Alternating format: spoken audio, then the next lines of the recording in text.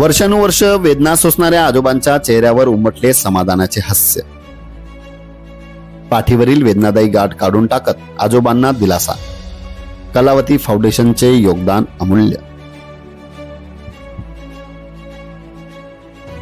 नमस्कार। तळोद्यात कार्यरत असलेल्या कलावती फाउंडेशनचे रुग्ण सहायता केंद्र हे गरजू रुग्णांसाठी मोठा आधार ठरत आहे।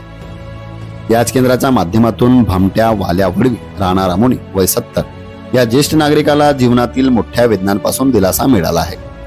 अनेक वर्षांपासून पाठीवरील भली मोठी गाठ घेऊन फिरणाऱ्या वडवी आजोबांचा तळोद्यातील आमदार राजेश पाडवी सेवा केंद्रात व्यथा मांडल्यानंतर उपचारासाठी तातडीने हालचाल करण्यात आली।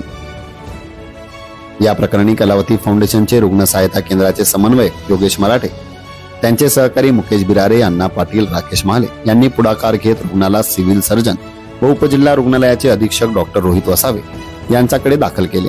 वैद्यकीय टीमच्या सहकार्याने शस्त्रक्रिया यशस्वीरित्या पार पडली। या शस्त्रक्रियेत मीना चव्हाण, शस्त्रक्रिया गृह सहाय्यक रवींद्र गिरासे, माधुरी गवडी यांनी मोलाची भूमिका बजावली।